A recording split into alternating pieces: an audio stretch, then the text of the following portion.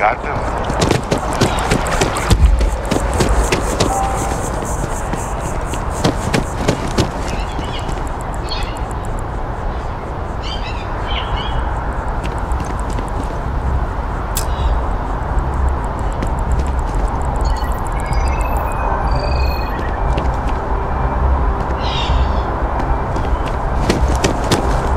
Keeper Aquilus, can we have a moment?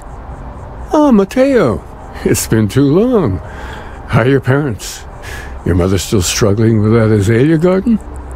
No, she figured that out a while ago. Had to adjust the pH levels in the soil. But, Keeper, I didn't come to catch up. Oh. Well, what's on both your minds?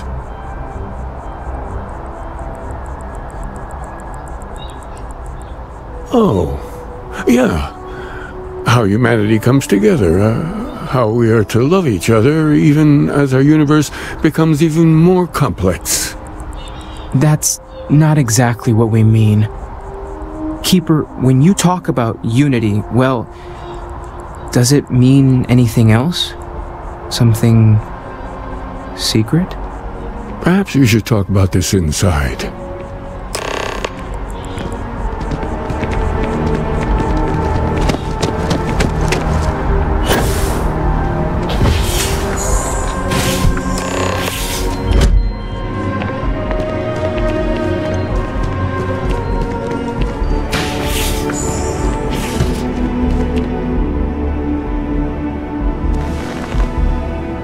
Now that we have a little privacy, why don't you tell me exactly what it is that brought you two here?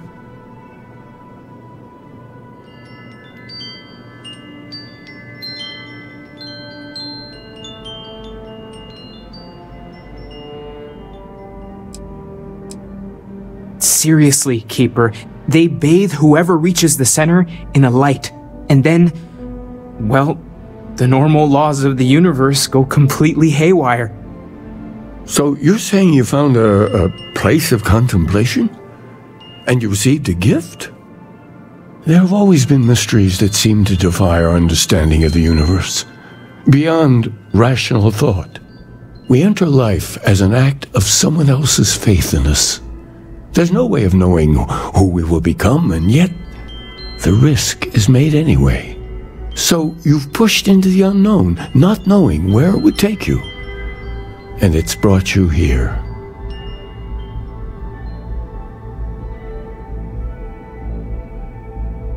I think I can. If you're willing to find your way in the dark for a bit longer, I can give you a path of discovering its meaning. There's an old story, far older than the Sanctum Universum, of someone who walked the settled systems and saw every corner of it. This pilgrim claimed he found the true meaning of unity. I always thought of it as just a parable for trying to bring humanity together, but maybe it's more. I'm not sure if he was, but if what you're looking for is connected, then anything might be possible.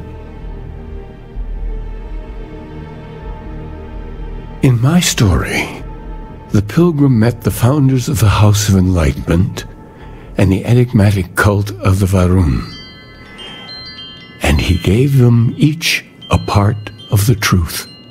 Then he goes to his final resting place to live out the rest of his days in contemplation of infinitum addendum, his addition or contribution to the infinite.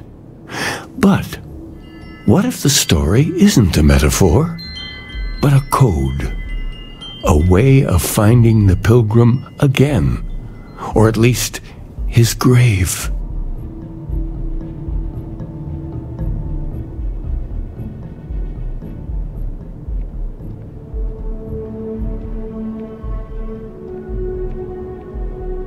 Yes, something must be there. I just can't put my finger on it. Maybe the answer will become clear when we have more. The House of Enlightenment and Varun have versions of this story.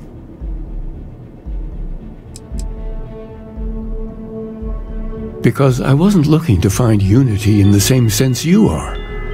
A fresh set of eyes might reveal the truth. The enlightened work out of the well here in New Atlantis, helping the poorest citizens find a better life for themselves. The rune worshippers are more enigmatic, but there is a lone zealot that was captured recently for attacking UC ships. I visited her a couple of times. Hopefully she'll be willing to talk to you as well.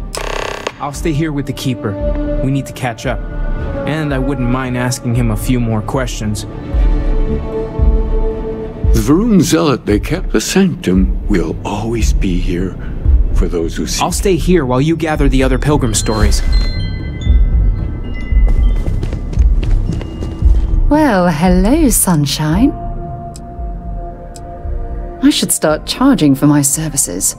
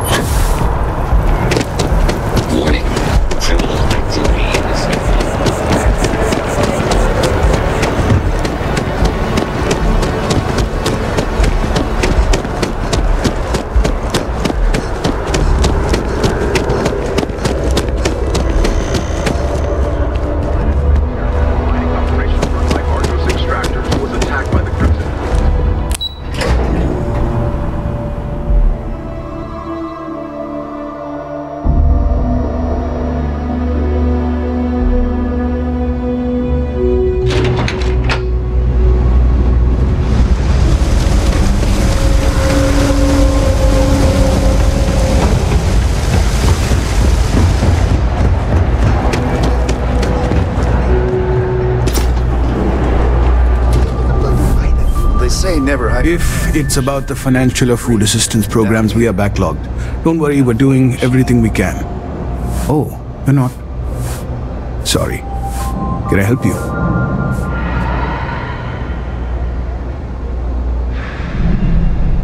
We don't mean to be intrusive. Any information you could provide would be very useful. Listen, I've talked about this with him a ton of times, and there's no record of a Unity pilgrim. But since you both insist, our early records are mostly administrative. Humanitarian projects, group counseling notes, charity expenditures. But there is a series of exchanges the founding members recorded in a lot of detail. It's the closest thing I have to what Aquilus is describing. Yeah, I mean, he's always going on about trying to bring people of all beliefs together. Really wants there to be some shared story or origin. Look, I like the Keeper, but belief is the problem, okay? We don't need a shared narrative or theology. We need to help each other in practical terms.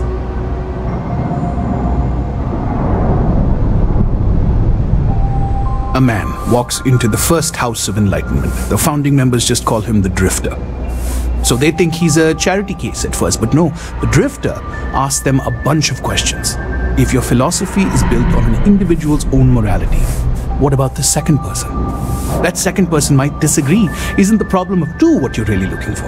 And the founders respond, each individual must understand how the second person lifts them up. All of human effort is a story of cooperation pushing us forward. And it kind of goes on like that. He comes back every week for a year. Same conversation every time. Second person this, the problem of two that. It's part of our core principles. There's no God pushing us to do good for some eternal reward. We have to help each other because we choose to. If no one takes responsibility for making the settled systems better, then we're just leaving it to the tyrants to bully the rest of us.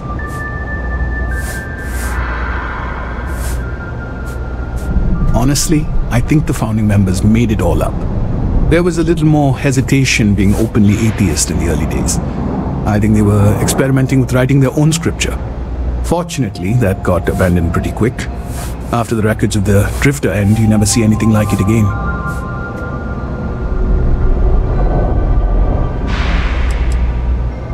Besides what the Keeper would say about it, sounds like a gathering point, or a center. Or in mathematics it would mean one, like the one, the first at the beginning.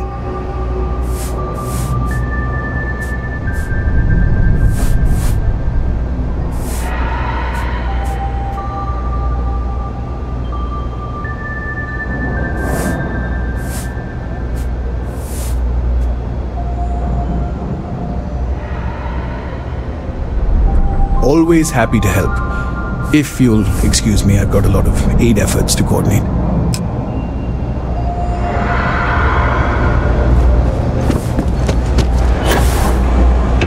As a tracker agent, my duty is to inform and advise. This was when we first met. Just one quiet day.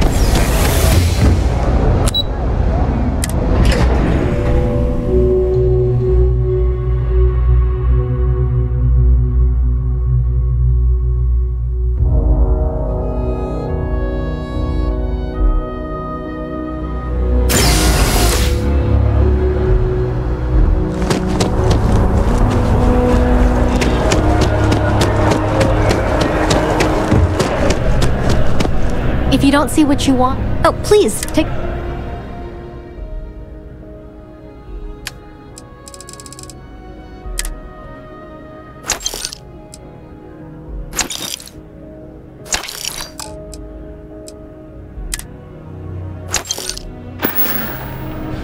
Oh, please.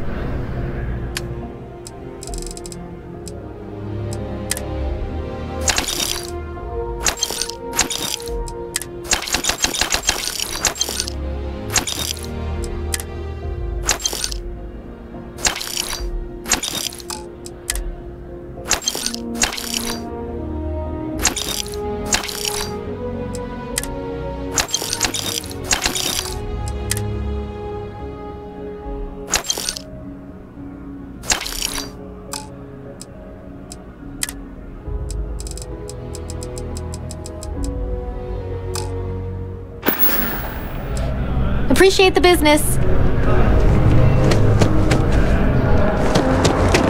Ever run into spacers?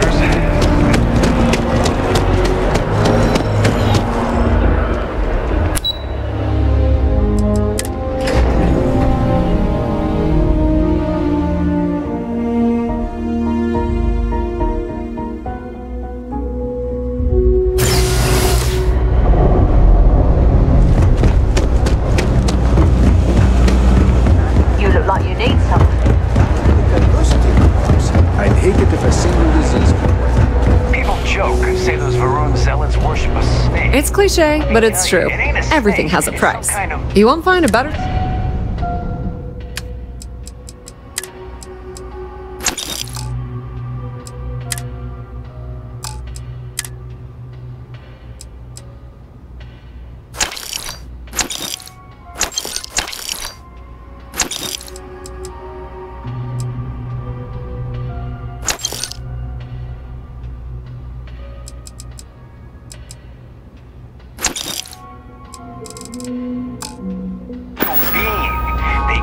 If you need anything else, you know where to find us. Is it real? Hell if I know.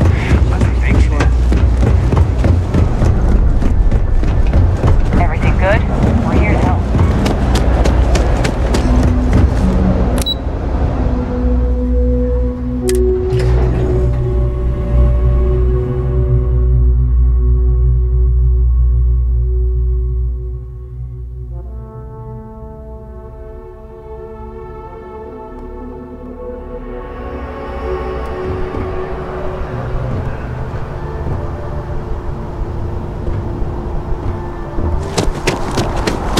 If you ask me, it's always a good time.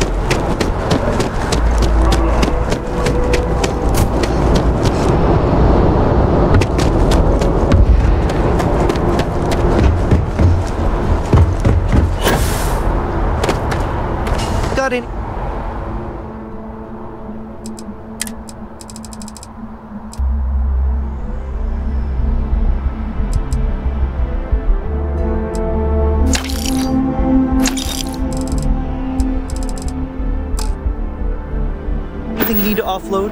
Trade authorities always buy. Anything I can help you with? Nothing for us to do. Sure. I'm sure you can find something you'll...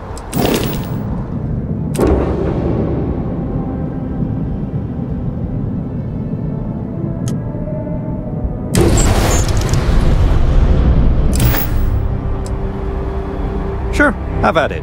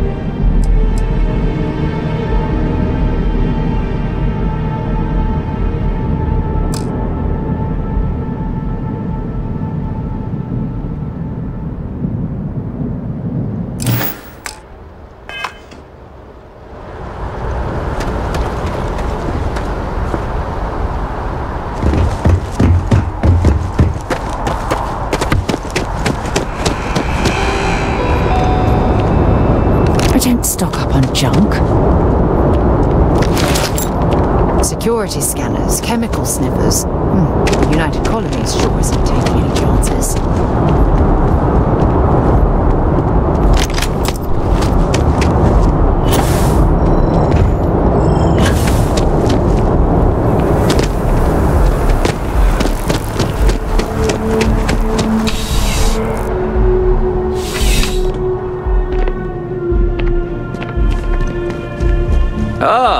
If it isn't my favorite part-time security officer.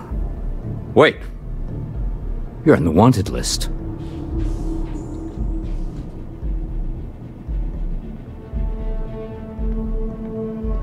Smart move. Now, come along with us. We'll take any contraband and stolen property, and you'll be free to go.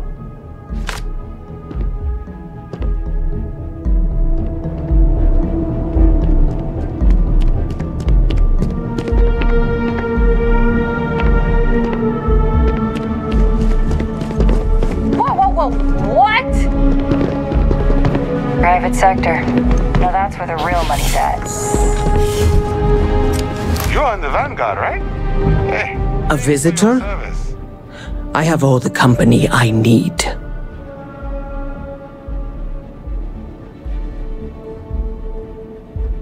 He knows not the truth. He sends another to ask more incessant questions. Perhaps you should hear us out before you decide to cast judgment. The Great Serpent waits in the shadows. He will entwine the universe, and all but the faithful will be made as dust. That is the truth. No more, no less.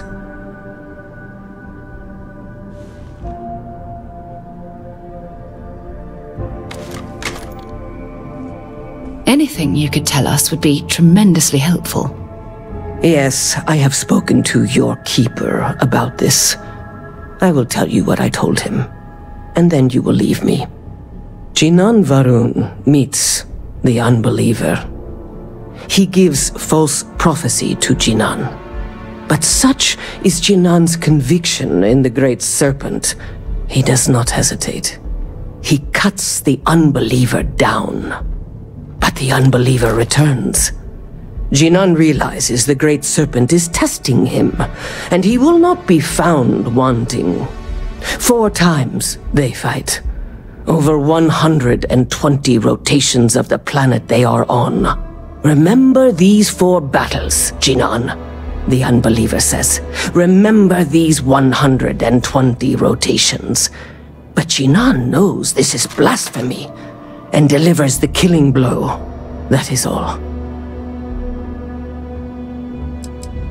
I have heard of no such thing.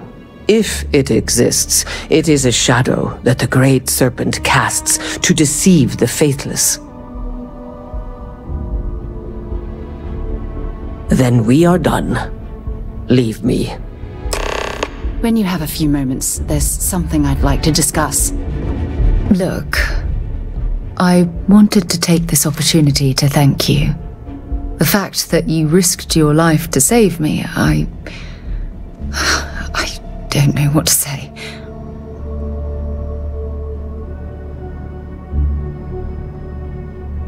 Then I'll say it again, from the bottom of my heart. Thank you. My only wish is that my rescue hadn't come at the expense of Sam's life. He was one of my closest colleagues, and a cherished friend. Oh, poor Cora. I'm sure the poor thing is devastated. She's lost a wonderful father.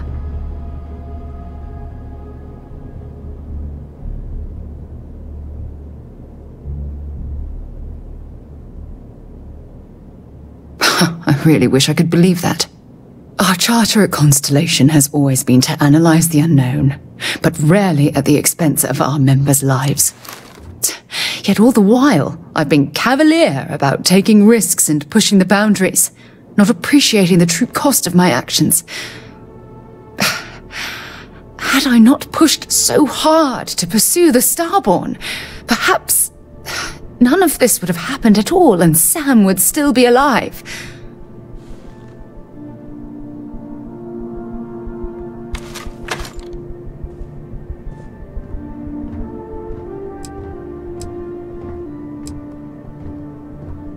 I can't sugarcoat our mission statement. Space travel and planetary exploration is inherently risky. Even Constellation's founder, Sebastian Banks, went missing on an expedition. But this particular danger with the Starborn is off the scale. We truly don't know what we're dealing with. Of course I can. Damn it! Why is this happening to us? We're explorers. Our curiosity pushes us to seek answers to life's mysteries. It's one of the core traits of humankind. Yet in return, this is what the universe throws at us. Beings from God knows where who are trying to murder us. Why? What have we done wrong?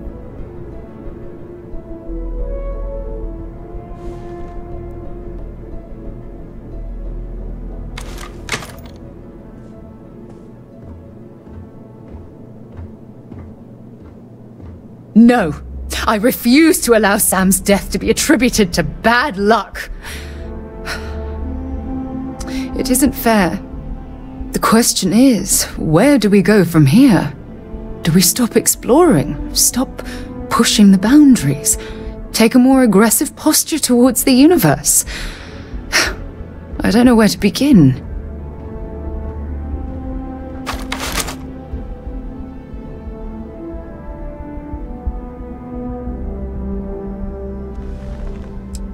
Agreed. I just hope it's enough caution that we don't leave ourselves open to another attack. Well, I suppose that's all I had on my mind for now.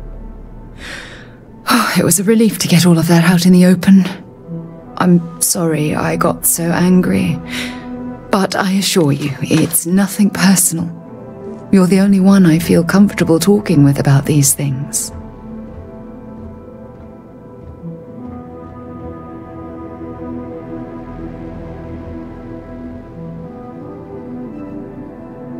Good, because I expect this won't be the last time I intend to cry on your shoulder or scream in your face.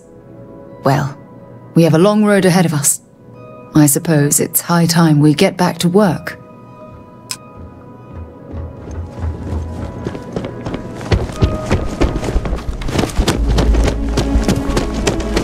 Crime has slowed down since you started. Not right now, Captain. I might have something for... See you later.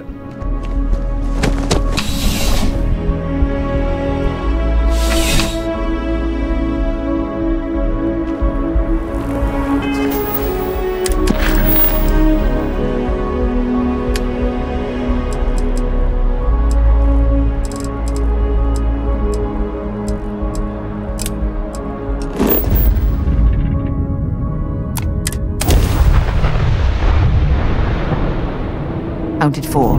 We're ready to depart.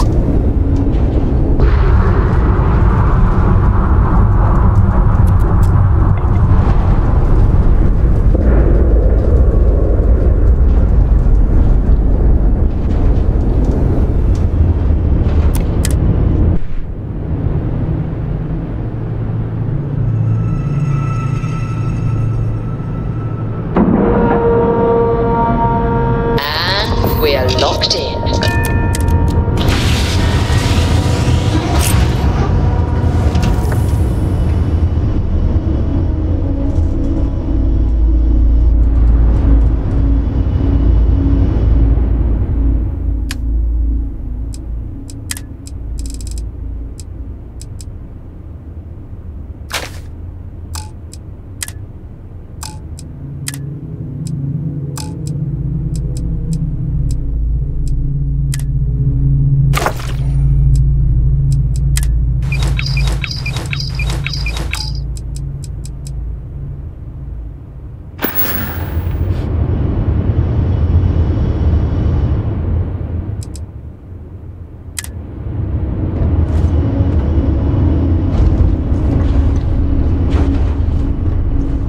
Missed the sound of my voice, huh?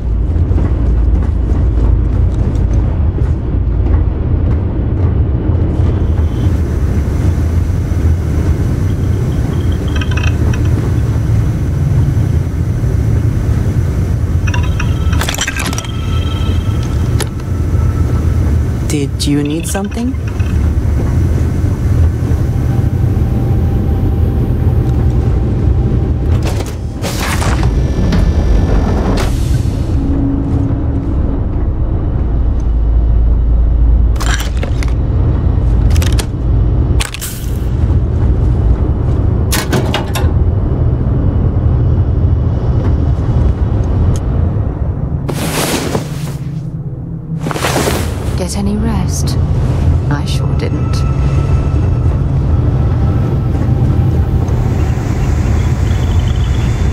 Hagen.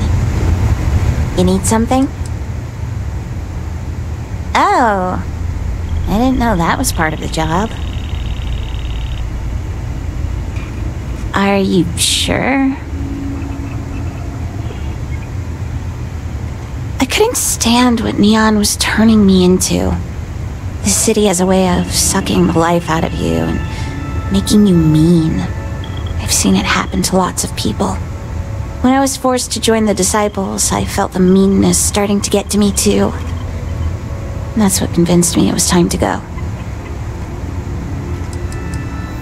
Not by a long shot. They strong-armed me into it. The gangs in Neon are just as good at taking advantage of people as the megacorps are. Unless you're born into money, your best hope at making a living in Neon is slinging chasm bass or getting into some kind of crime. And if you do manage to wrestle your way up the ladder, there's always someone above you trying to kick you back down. When you live that way long enough, you start losing hope. Some turn to Aurora for a substitute. Those who don't end up just drifting. It's horrible. That doesn't surprise me. Bayou and the Megacorps make sure most people see Neon through Aurora-tinted glasses.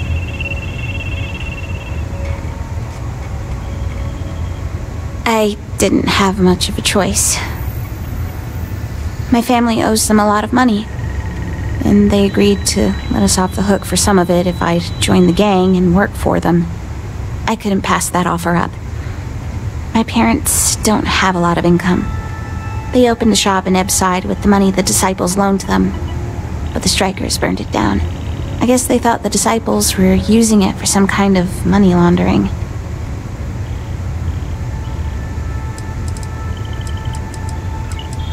The Ebbside Strikers. They're a rival gang of the Disciples. I'm really glad they weren't the ones who asked me to join them. Those guys scare me.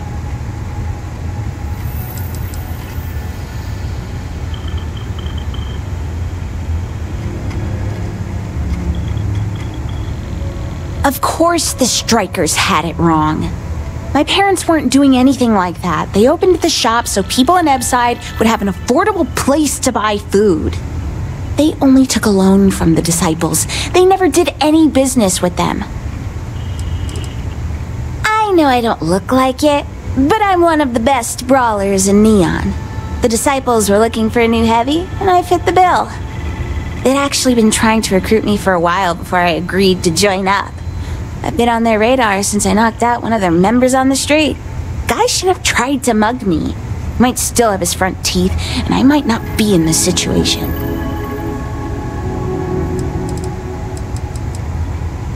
It will, if my family can pay them off.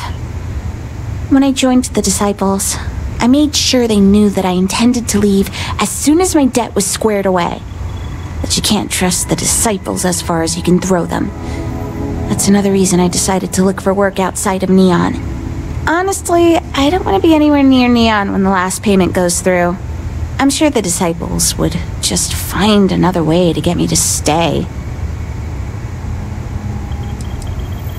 My family's still there. The Disciples aren't above using people as tools to get what they want.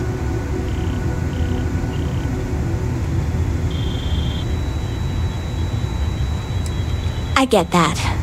I won't ask you to make any changes to your business just for me, and I'll still go there with you if I have to. Just maybe try to stay away from Ebbside. We'll both be a lot safer that way. I'm really sorry you have to get wrapped up in this at all. I know it's a messy situation. Almost makes me sorry I ever learned to fight at all. The Disciples might have agreed to let us pay off the debt in some other way if I didn't have something to offer them. Sorry, that's really heavy. Did you have any other questions?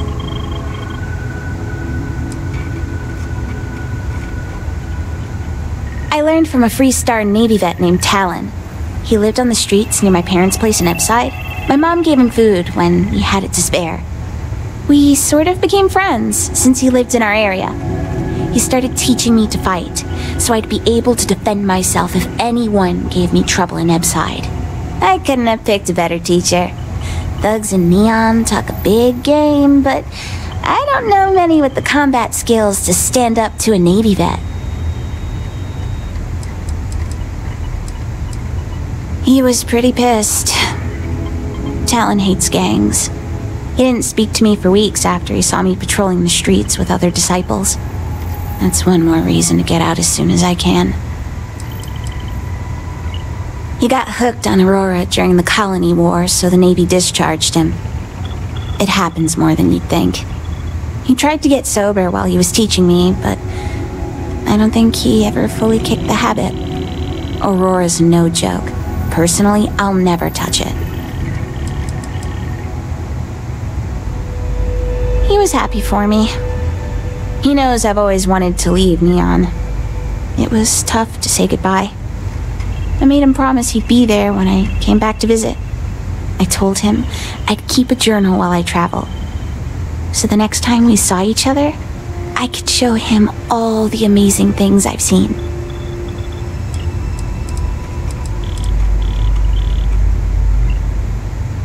It was. There's lots of crime in Ebside. I've been in more than one situation where knowing how to throw a good punch probably saved my life. Fighting really isn't my go-to solution, though. Defending yourself is one thing, but I'm not okay with unprovoked violence. Yeah, I did. He always says that combat skills are a tool, not a weapon, and that I should never use them unless I have to. I don't know what Talon saw on the battlefield, but it must have been really bad. He's even more opposed to violence than I am.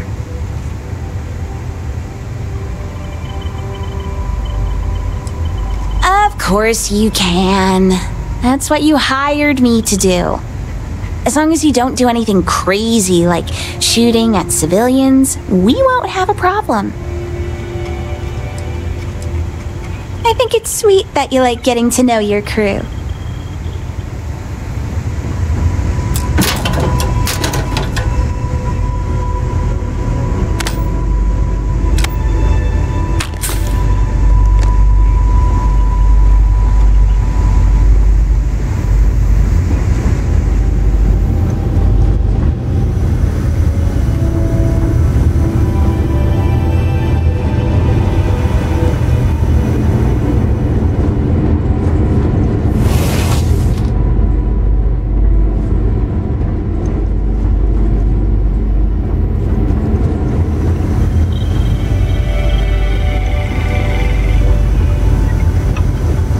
What did you need?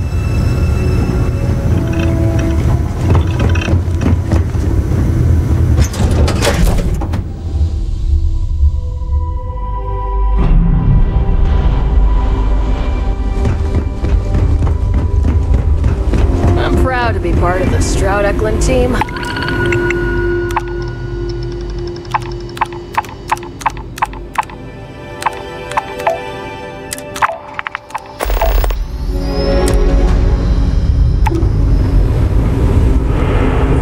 You have a good stay.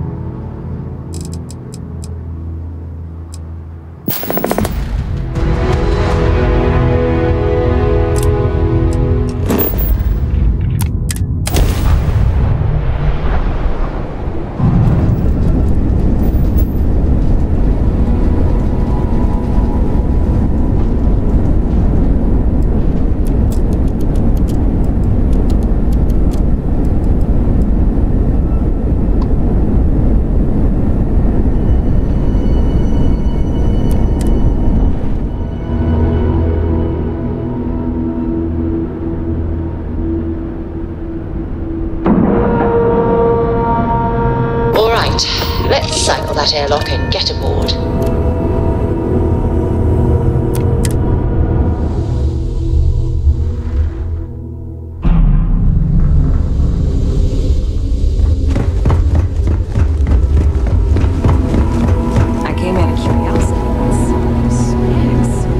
I'd like to believe that you can help my team work well with each other again, but we'll see. Oh, yes, I actually do have a proposal. I wasn't really expecting you to give me feedback, but why not, I guess. I'd like to see us branch out a bit more in the starfighter market. Bounty hunting and mercenary work are both big these days, especially among the hard-blooded free stars. We'd want to give it strong weapons, tough defenses, plus good speed and maneuverability. Most starfighters are fairly small, and the tricky part is keeping costs down with all those fancy modules. I'm glad you brought that up. No, and yes, there's a lot of work out there that requires a capable fighting ship. But the real success comes from UC military contracts, which we would hope to attract by building a higher-end version of this ship platform for them.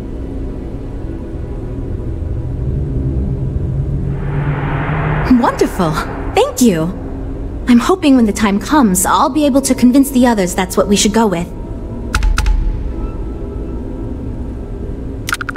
It's an excellent design, Jules. A ship like that is quite versatile and suited to tackle all sorts of different missions. Well done. So you managed to complete a couple different missions. This will give us lots of data to support building a ship that can tackle a variety of scenarios. Of course, if we build a ship like that, we may need the kitchen sink budget, but we'll see. Thanks for your help. Now we just need to solve our interpersonal issues so we can agree on a design. Easy, right?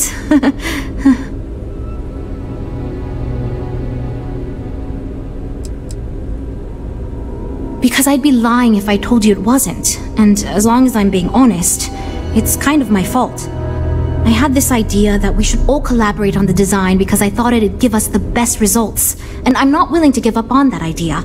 But it's made this challenging because it made everyone equally invested and no one wants to give up anything.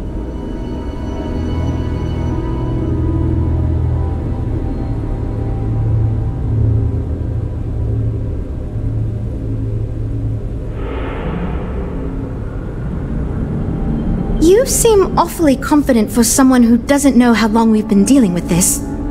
I've tried everything I can think of besides some sort of hokey team building exercise.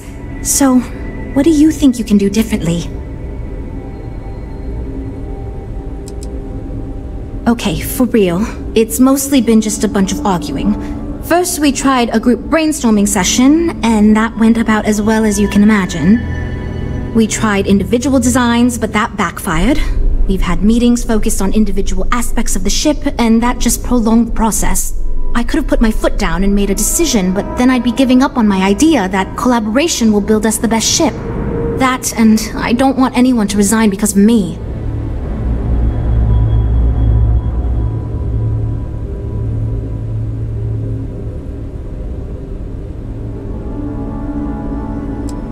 You know what? Why not? I'll try anything at this point. Stranger things have happened. And since you mentioned the idea, I think you should be the one to lead us in the guided meditation. Just feed us a steady stream of whatever positive affirmations you've got. I don't know if it will solve the design conflicts, but maybe it'll get everyone working with each other again. And I'll take what I can get, even if it leads to a more ridiculous design. So, you're sure about this? Okay, this should be interesting since I doubt any of us know what we're doing with this. Okay, everyone, listen up. Our new friend offered to lead us in a group meditation session as a sort of team-building exercise.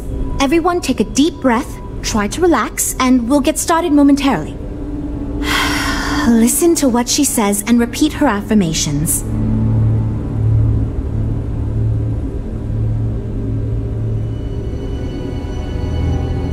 By working as a team, we can conquer any challenge. Maybe they should. Right, Frank? Don't think I didn't see you. Come on, everyone. Can't you at least put in the same effort I am?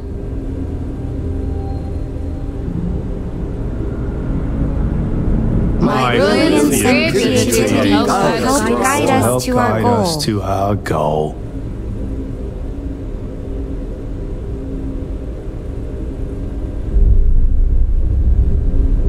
I trust in my teammates and they trust me.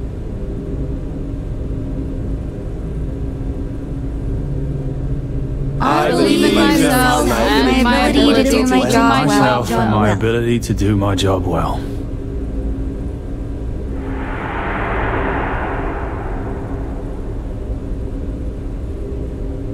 We will get this project back on track, and nothing can stop us from success. Okay, I think that's enough of that. Thank you for leading us. I hope that was somewhat relaxing, at least. Yeah, it was, kinda. It was fine. I'm good to go over here. You know what? I'll do whatever anyone wants, so long as I never have to go through something like that again. Okay, everyone. I think that's it. Let's get back to work. Well, we're making progress now, I guess. Based on the decisions you made, well, I'm not quite sure what kind of ship we're going to end up with, but it should be capable in a variety of situations. It sure will have a lot of stuff to it. This ship's going to be big, and it's going to have the best components available. I'm sure it'll be very capable of handling any situation thrown at it. This thing is going to be a beast, and I don't know how we're going to make it look halfway presentable. My only other concern comes down to the sticker price and how we're going to actually sell such a monstrosity, but that's marketing's problem now. Poor Nev. I hope not, but it's possible. If the ship sells well enough, the board will have no problem increasing the budget next time. The data you gathered for us will last a while too, and I think I picked up some useful techniques from you to help us work together better. Now that we've addressed all our issues, we can move forward, finalize the design, and get this into production pretty quickly. If you could do us a favor and let Walter know that we're back on track, I'm sure he'll be thrilled. Thanks for your help. Lots of work to do, but we'll get through it, don't worry.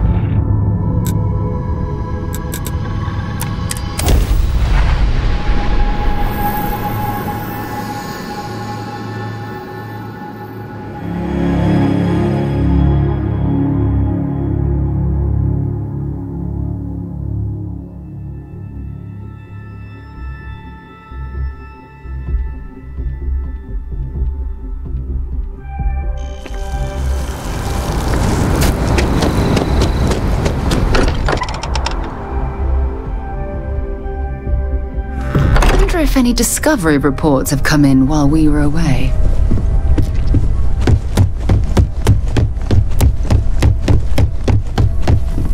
We can pay to fix the dam. Sorry. Good to hear. I figured as much. See, I just finished looking over the final design they sent over before you arrived. I've got to say, it's certainly interesting. They managed to cram just about everything they could into it. Honestly, I don't think it ever occurred to me to do something like that. I'll be honest with you. This is the most expensive ship we've ever made. But I'm confident we can set a price point to make it work. I'll be happy to make it my new personal ship. Additionally, I want you to have one of the first off the assembly line for all of your hard work. Feel free to pick it up at the Star Yard. Thanks again.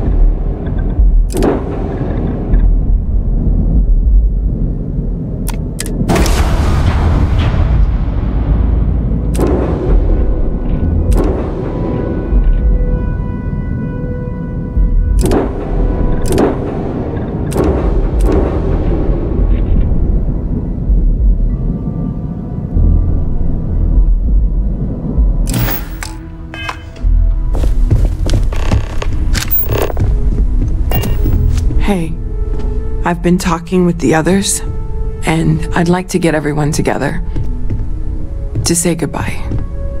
You know, to Sam.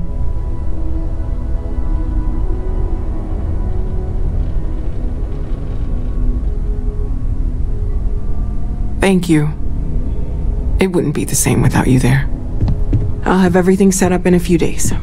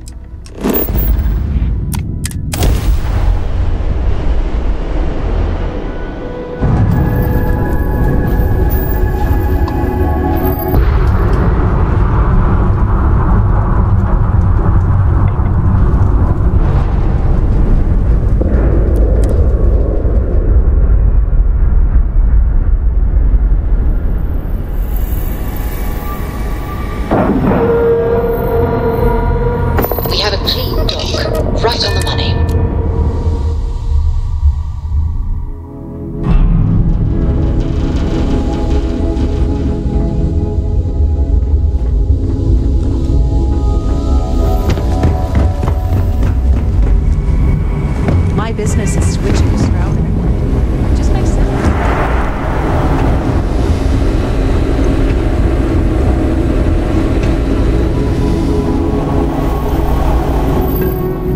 Avershaw can help you if you need anything.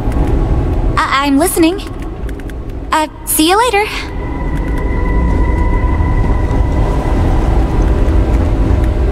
I still think... See you. Okay then, what's up? See you around, I guess.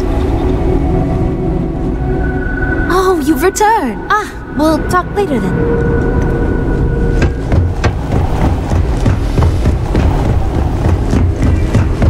We have a state-of-the-art army.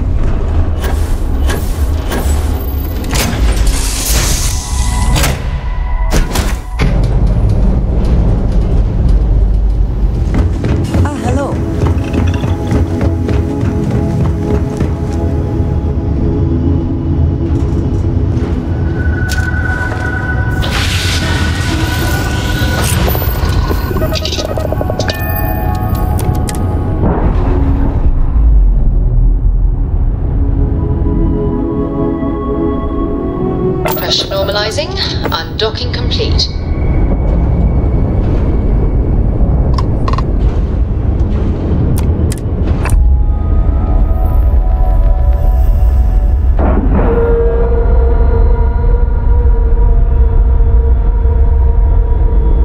And you didn't even scratch the paint.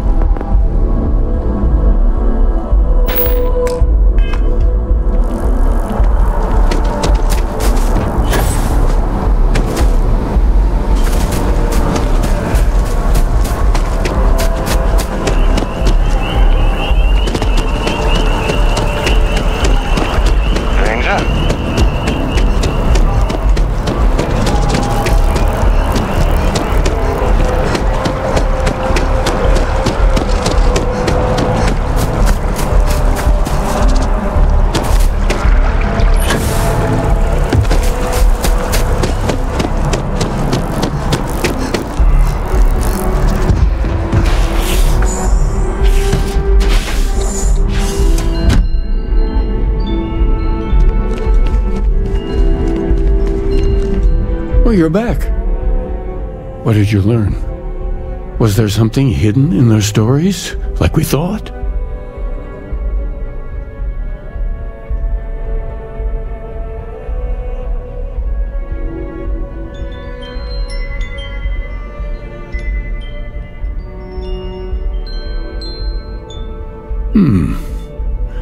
Planets are often named by number. That second might mean the second planet in the system. What else did you learn? If there really is a location the Pilgrim wanted us to find, those do sound awfully like coordinates. Was there anything else? Yes. What he added to infinity. Maybe that points to a name. If we're looking for his resting place, we'd need to know the name of the star system, wouldn't we? Let's see. We have something that could be coordinates. Something that could point to a planet in the system. But what's the name of the system? Infinitum addendum. What if we break down the parts? No systems named finite or add. That just leaves in and dumb. Well, that's certainly how I feel.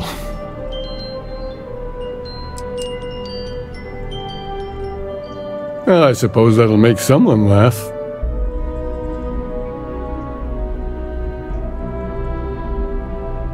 Yes, that's it. The second planet in Indum, at 4 and 120. That's where you'll find the Pilgrim's resting place. And from there, maybe you'll find the true meaning of unity. Before you go, you've now spoken to many different perspectives in our universe. In a way, you'll be carrying their philosophies with you on this journey. I know you're looking for a specific unity, but if you had to guess what it was, what interpretation would you give it?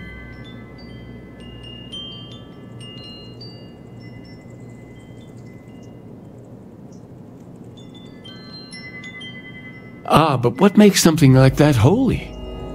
Gravity is also a force that brings things together. Should that be sanctified?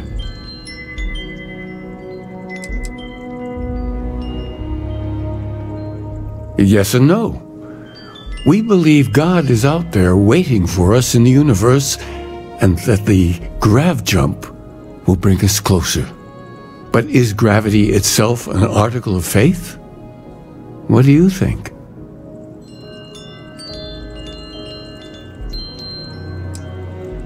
It is one of the great contradictions of belief.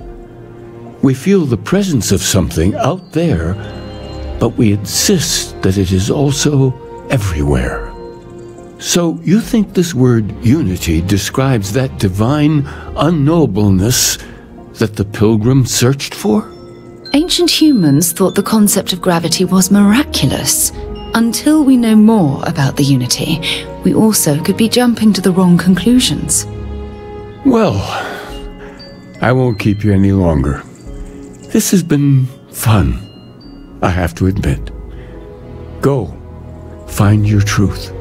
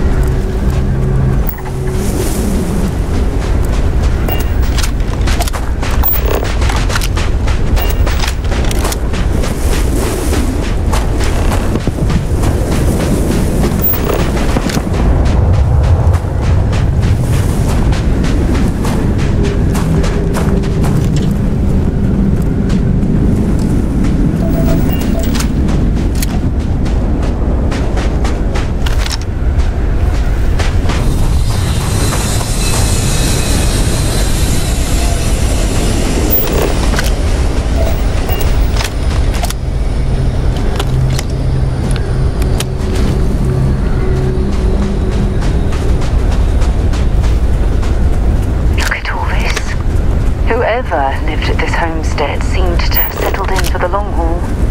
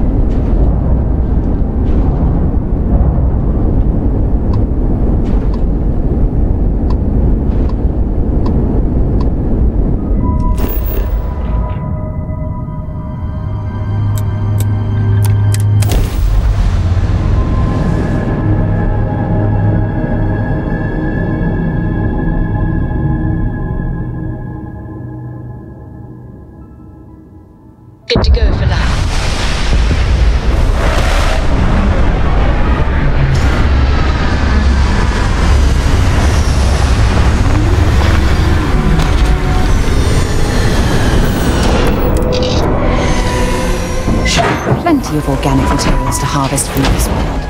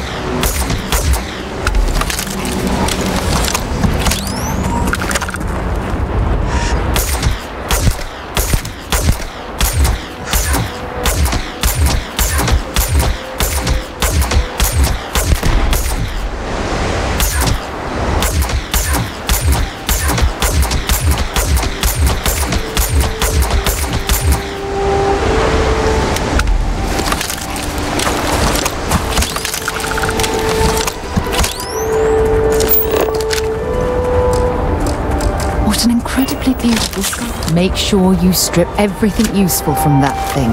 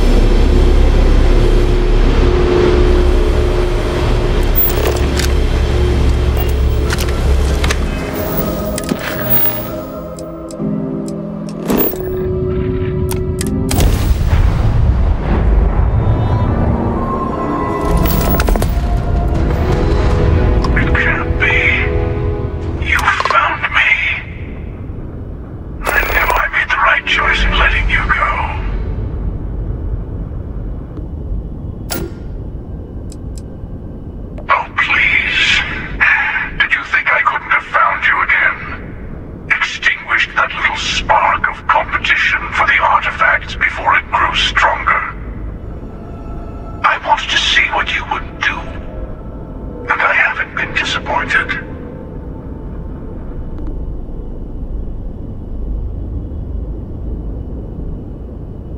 He did. Now it's all starting to make sense. You should come aboard. There's another Starborn here who is very interested in meeting you. I can speak for myself. Constellation ship, you weren't invited to this meeting, but much of our conversation has been about you. It's only fitting you should join us. I will personally guarantee your safety as long as you come in peace. And think of it as a ceasefire meeting. Your one shot at getting those answers you must desperately want.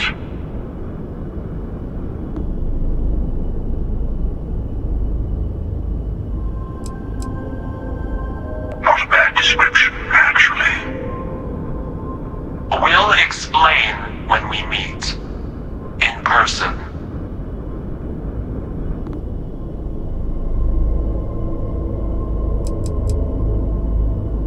Let's just say they're very dedicated to stopping me from getting the artifacts. So if you don't trust me, well, they're your next best bet.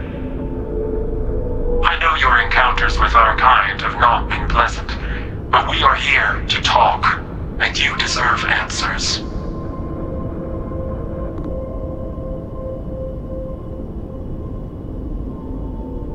Good. See? We can all get along. For now.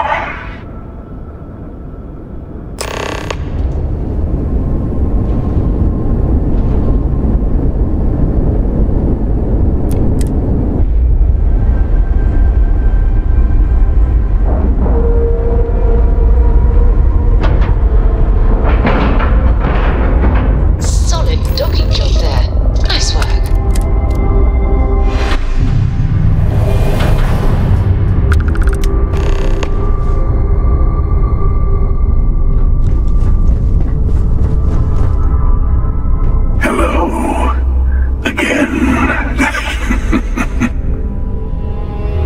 You remember the emissary, perhaps?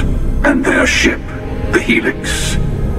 I believe they ambushed you above Neon and demanded that artifact you worked so hard to gain. Thank you for the stellar introduction. Your success is unprecedented. Before you came, we were just discussing how continued use of force against you is unwise.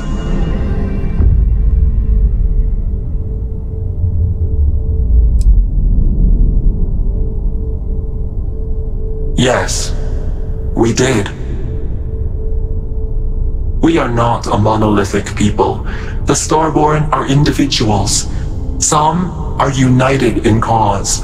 Others are in it for themselves. We are all in it for ourselves. Some of us are just more honest.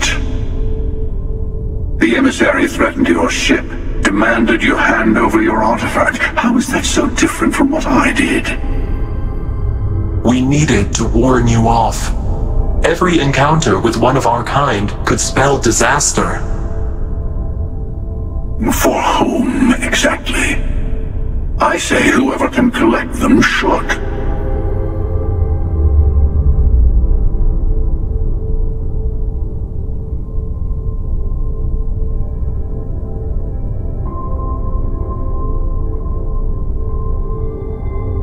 And who gets to say that?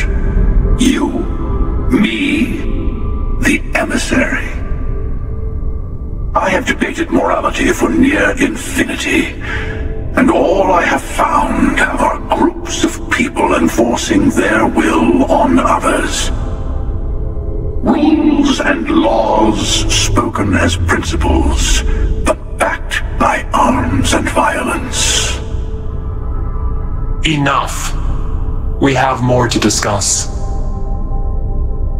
The Unity. You are on the path to it. It is a place, a gateway.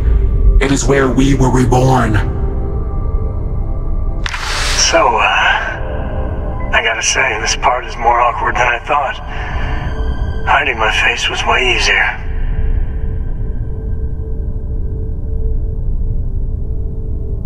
I'm not who you think I am.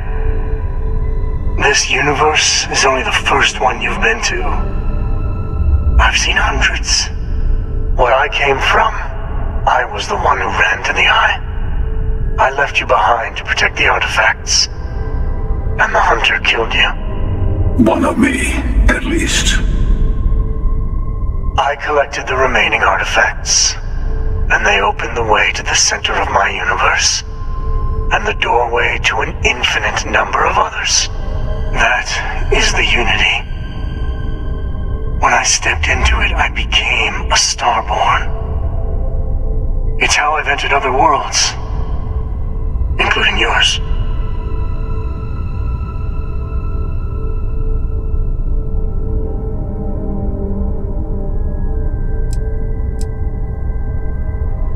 They are all connected. And that's the problem. All the artifacts are needed to complete the Armillary and open the way to the Unity. In every universe, the Starborn fight over them. Innocent people die. You've witnessed the power granted by the temples, the anarchy that can be unleashed. Someone has to decide who should get them. Here it comes. The emissary tells you only the worthy should enter heaven. You're twisting what I mean. They're hypocrites. They use the chaos caused by the hunt for the artifacts to establish an order where they decide who's worthy. I attacked your lodge because I wanted the artifact, and you held me off. You got away. That wasn't some morality play. You didn't survive because of righteousness. You won because of persistence, luck, and skill. As I have done countless times. I was also human once.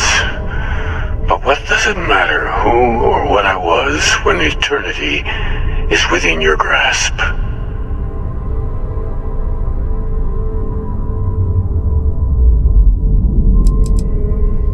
It means I've seen thousands of universes, collected their artifacts, been to their temples. You have a small taste of their power, but it keeps going.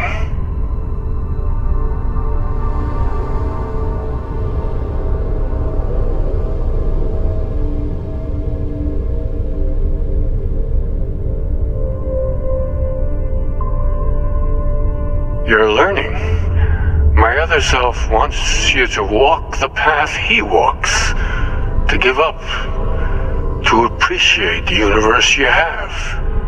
Easy for a person who's seen everything, done everything. I think you should see it for yourself. You've never come this far. Not in all the universes I've seen. The path to the Unity is opening to you. You're going to tip the scales one way or another. Better your hand be on one of our sides.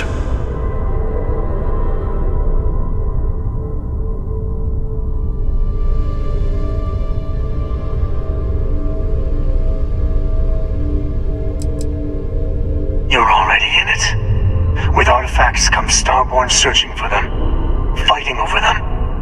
I want a truce. Between all three of us. I will give you some time to think over which approach to the Unity is the one you want. Mine. Or the Hunters. Yes. Let's see how willing you are to live under someone else's rules. Just remember, one of us isn't trying to judge you.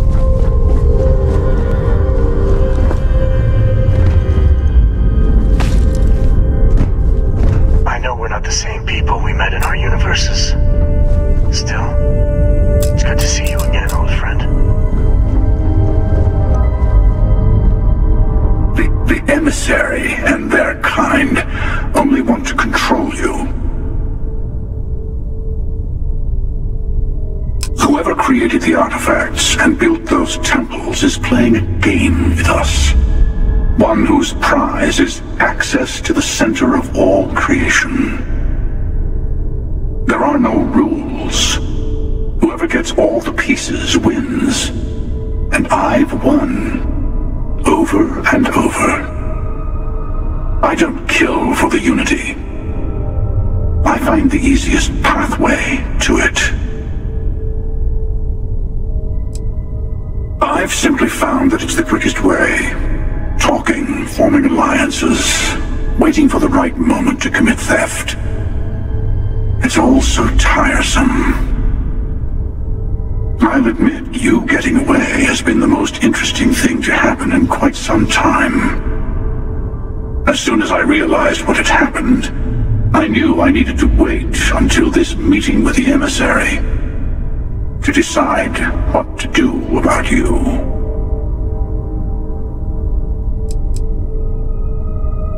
To see what would happen, of course. You might not understand just how many times I've done this. Usually, you're the one who ends up dead, and whoever cries over your body goes on to become the emissary. Sometimes I manage to get you all bunched up and take care of the problem in one go. Sometimes the emissary has gotten to me first, and I never arrive. Hundreds and hundreds of variations of me, hacking through Constellation. And it's almost never you. You making it to your ship on your own. It's new. I took it as a sign. I don't get many of those anymore. They enter the Unity, take artifacts from others, employ force. All the things I do. I am many things, but I would never tell anyone what to do with their gifts. That is your decision, not someone else's. The emissary wants to become the judge of who gets to enter, but the Unity itself doesn't judge.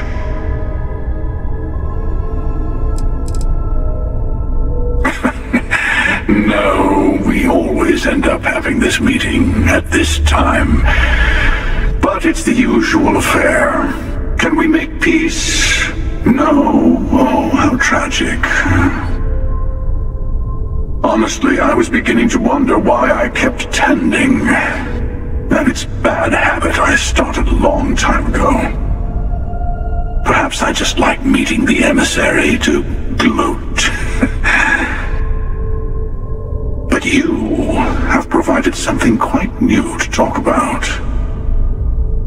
Maybe you're a random die roll. Or maybe the Unity is finally responding to all my hard work.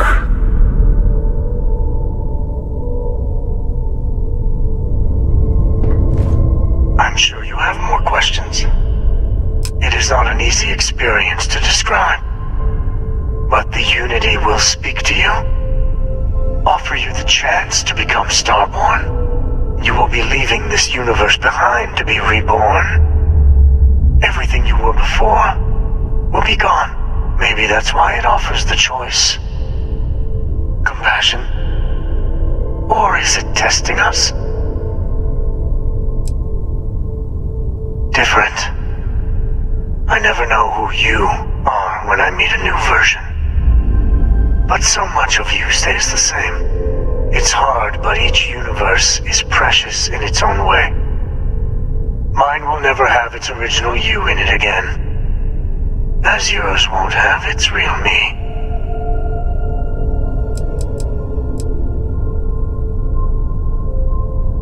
You've seen the terror the Hunter causes. Every time a Starborn goes through the Unity, they get more artifacts, find more temples, gain more power. We can't let more like him abuse these gifts to destroy whatever's in their way. When all the artifacts are assembled, the device they create is called the Armillary. In many ways, it's a model of the multiverse itself. Through it, you can reach the Unity. And from there, you can become Starborn.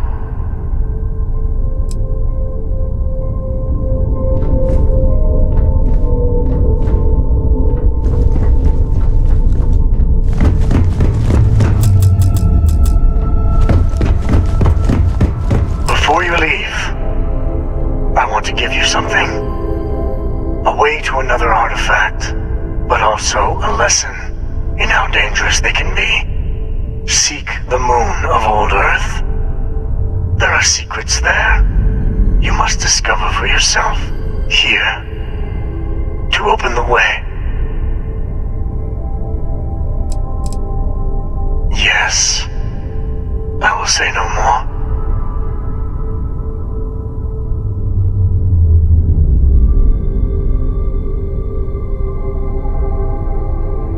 And I am sorry we have not always been forthcoming. I hope you will see what I have seen. You should also talk to your colleagues in Constellation.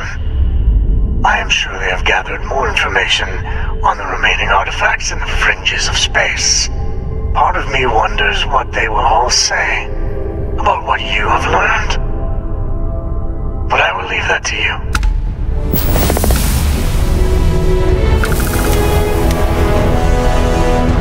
The Unity is meant for whomever can be. The artifacts hold many secrets.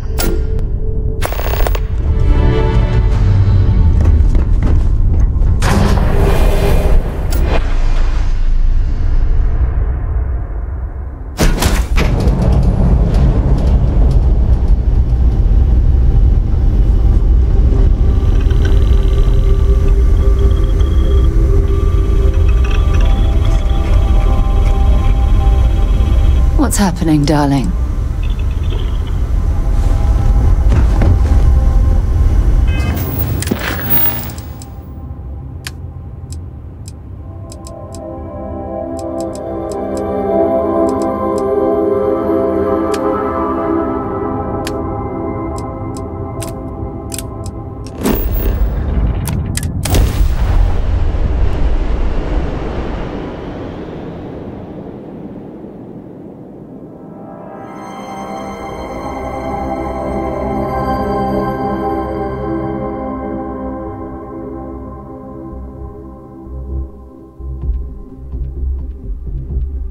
Did you know I used to have an office near the top of Mast?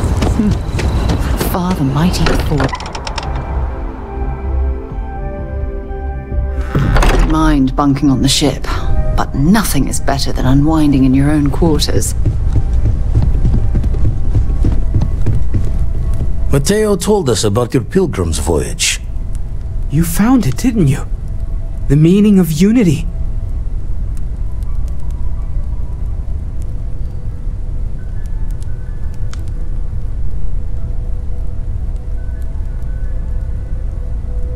Wait, say that again? Multiple universes? You can't possibly mean what I think you mean. Let's take a step back. This is everything we've been building towards, and the implications are a lot to take in. Could you explain the part about multiple universes one more time for everyone? Yes, I wouldn't mind a little more detail.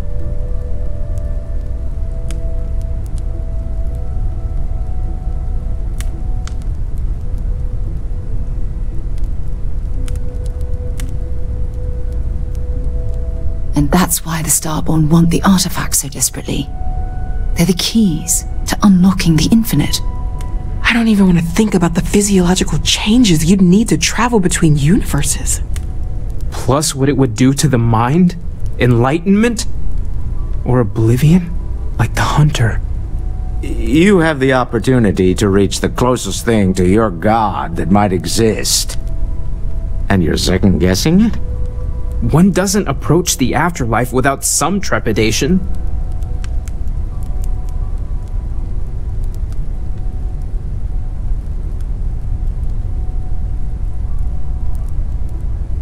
You're right.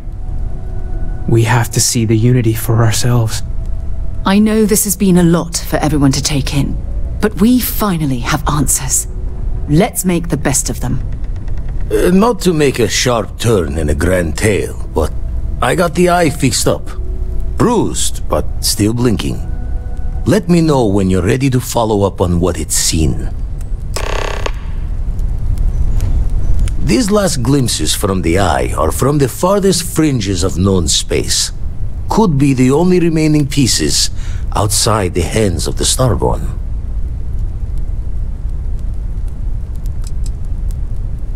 Aye. The Blackest Sea seems less of a concern when there are sharks leaping out at you. Catch a smile out there.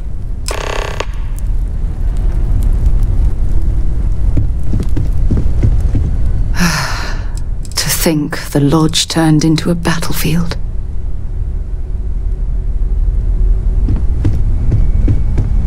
Constellation has suffered losses before, although none quite so violently.